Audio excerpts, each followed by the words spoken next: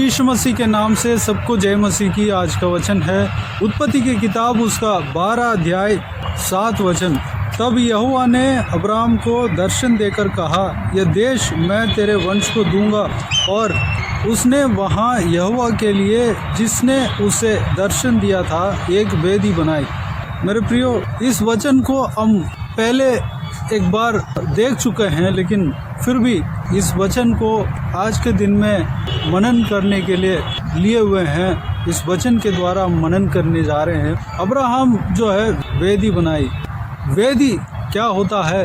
उस ज़माने में, पुराना ज़माने में परमेश्वर को आराधना करने के लिए जो बलिदान चढ़ाया जाता है, एक वेदी के ऊपर चढ़ाया जाता है। उस वेदी को पत्थरों से एक ऊंचे जगह बनाते हैं और उसके ऊपर लकड़ियां रखकर परमेश्वर के लिए जो बलिदान चढ़ाते हैं उस बलिदान को जलाते हैं। इस तरह परमेश्वर को आराधना करते हैं। वेदी यानी कि वो परमेश्वर के लिए ही बनाए जाते थे।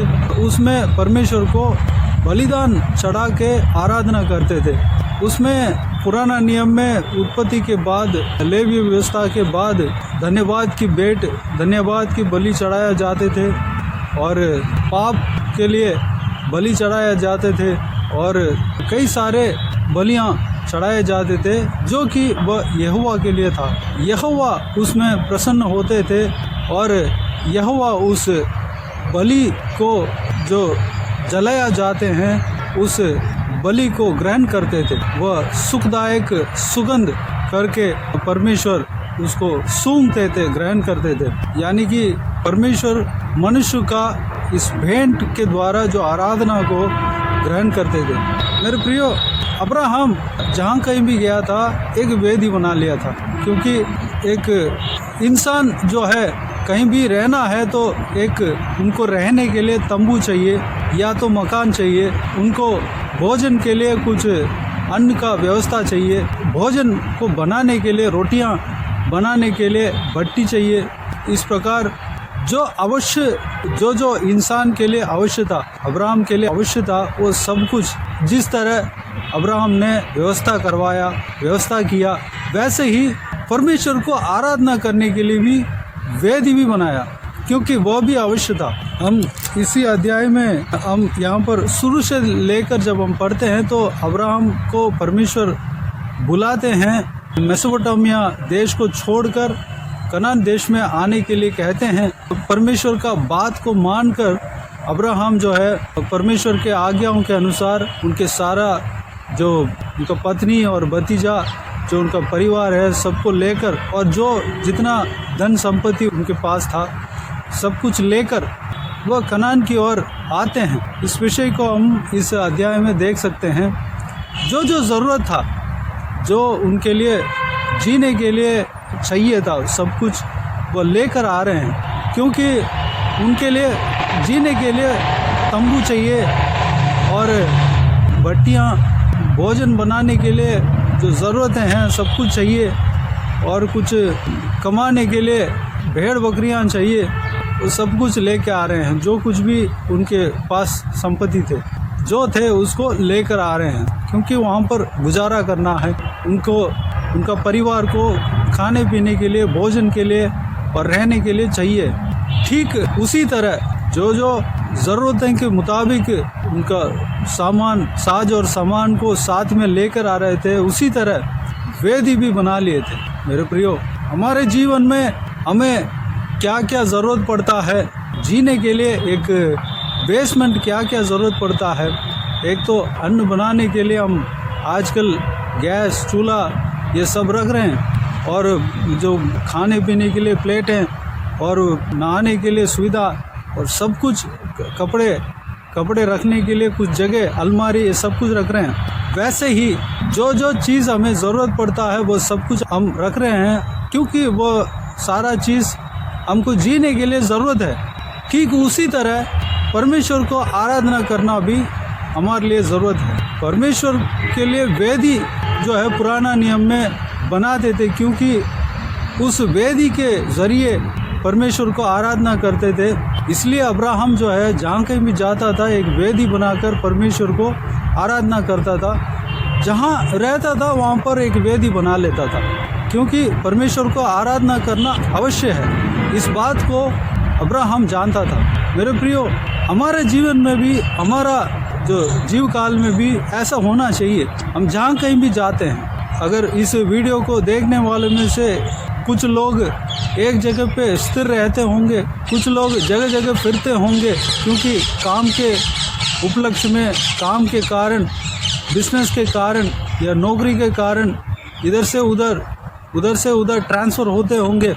हम जहाँ कहीं भी जाएं, परमेश्वर को आराधना करने के लिए व्यवस्था हमको बना लेना है। जिस तरह हमको जहाँ जाते हैं हम बिस्तर के लिए व्यवस्था बना लेते हैं, इंतज़ाम कर लेते हैं, रहने के लिए इंतज़ाम कर लेते हैं, भोजन के लिए इंतज़ाम कर लेते हैं, हम तैयार होने के लिए, नहाने के लिए हम इंतज़ाम कर लेते हैं, सब कुछ हमारे साथ में रहता है। उसी तरह हमारे लिए बाइबल भी हमारे साथ रहना है और परमेश्वर को आराधना करने के लिए भी हमें इंतज़ाम कर लेना है। हम जहाँ रहते हैं आसपास में जहाँ कलीसिया है, वहाँ पर जाकर प्रभु को आराधना करने का एक ज़रिया हमें फिक्स कर लेना है। उस ज़रिए को ढूंढ लेना है, उस जो है व्यवस्था को ढूंढ लेना है, वो सारा कुछ देख लेना है, क्योंकि परमेश्वर को आराधना करने का वो काम हमारा जीवन का एक हिस्सा। उस काम को हमें करने के लिए तैयारी कर लेना है। मेरे प्रियो, जब हम एक हमारे लाइफ का एक पार्ट बना लेते हैं, परमेश्वर को आराधना करने का वो जो आदत, उसको हमारा लाइफ का हिस्सा बना लेते हैं, सबसे इम्पॉर्टेंट रोल हम देते हैं, सबसे इम्पॉर्टेंट जो मुख्यता हम परमेश्वर को आराधना करने के लिए हम देते हैं, उसके लिए सब कुछ व्यवस्था हम कर लेते हैं, तो परमेश्वर हमें आशीष देगा। हमारे लिए वो ज़रूरत है, हमको यही काम करना है, परमेश्वर को आराधना करना है, परमेश्वर को हमें उपासना करना है। जहाँ भी रहें परमेश्वर को आराधना करना नहीं छोड़ना है। हमको अगर कमरा, एक ही कमरा है तो वही कमरा काफ़ी है, उसमें हम परमेश्वर को आराधना कर सकते हैं। अगर 2-3 कमरा है तो एक कमरा में जाके परमेश्वर को आराधना कर सकते हैं, उपासना कर सकते हैं, प्रार्थना कर सकते हैं। जैसे आप चाहे आप घुटने टेक कर धन्यवाद दे सकते हैं, परमेश्वर का वचन को मनन कर सकते हैं। अब अगल बगल में कलीसिया है तो कलीसिया में जा सकते हैं, कलीसिया में जाकर शामिल हो सकते हैं, कलीसिया के साथ मिलकर आप आराधना कर सकते हैं, परमेश्वर को उपासना कर सकते हैं। ये जो चीज़ है आपके और मेरा लाइफ में एक बहुत ही मुख्य स्थान पाता है।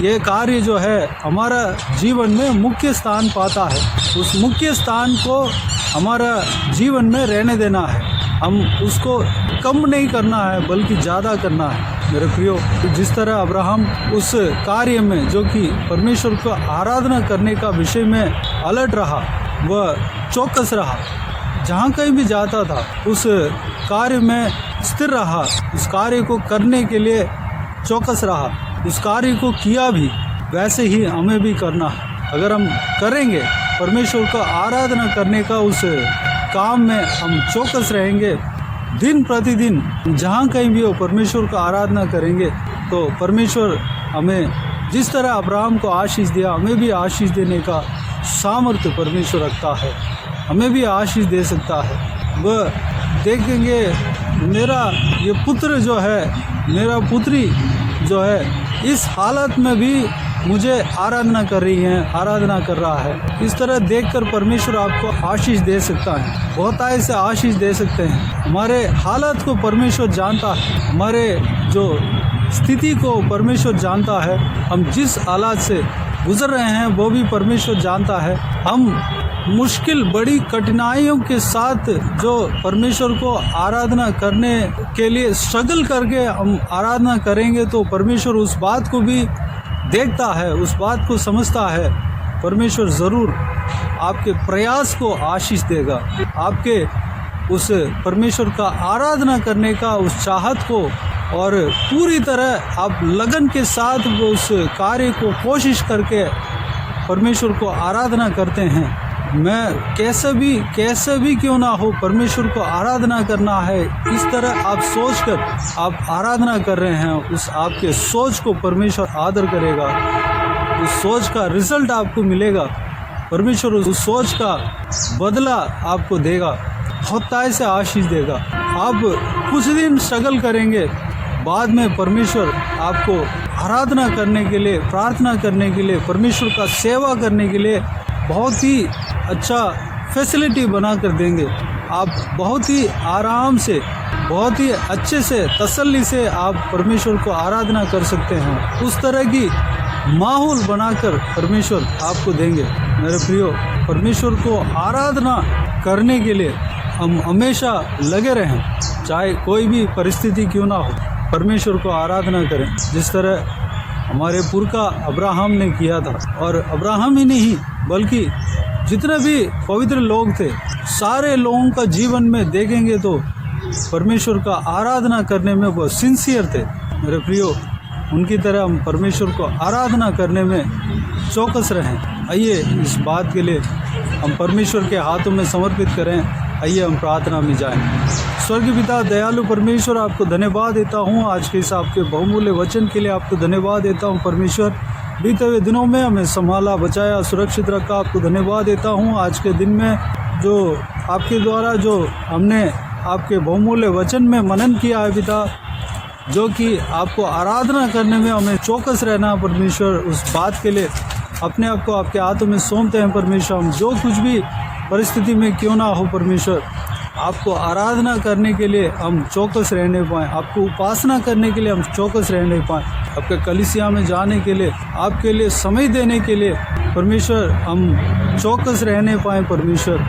पिताजी, हमारे लिए जो हमको जीने के लिए जो चीज़ का ज़रूरत है, खाने पीने के लिए और रहने के लिए परमेश्वर जो चीज़ का ज़रूरत है, ठीक उसी तरह आपको आराधना करने का वह कार्य भी हमारा जीवन में मुख्य भाग लेता है परमेश्वर। उस कार्य को हम समझ नहीं पाए परमेश्वर, हम आपको आराधना करने में परमेश्वर मुख्य स्थान देने पाए, आपको आराधना करने पाएँ, आपको स्तुति करने पाएँ, आपको महिमा देने पाएँ, आपसे प्रार्थना करने पाएँ, आपके लिए समय देने पाएँ, आपके वचन को मनन करने पाएँ, आपका सेवा करने पाएँ, वही हमारा कर्तव्य है परमेश्वर। पिताजी, इस बात के लिए हम अपने आप को आपके हाथों में सौंपते हैं परमेश्वर। हमें इस्तेमाल करना, तैयार करना, हमें चलाना परमेश्वर। इस वचन के अनुसार जो भी हमने अब्राहम के जीवन से हमने सीखा और मनन किया, उस बातों के अनुसार हम चलने पाएँ, अनुग्रह देना पिताजी। हमें पवित्र आत्मा का अभिषेक से भरना, आपकी सामर्थ से भरना परमेश्वर। जहाँ कहीं भी रहें पिता, आपको आराधना करने में हम लगने पाए परमेश्वर। हमें समय मिले या ना मिले परमेश्वर, आपके काम को हम करते रहने पाएँ, आपको आराधना करने में परमेश्वर हम स्थिर रहने पाएँ पिता, आपको सेवा करने में हम स्थिर रहने पाएँ, आपको उपासना करने में हम स्थिर रहने पाएँ, अनुग्रह देना पिता। हालेलुया।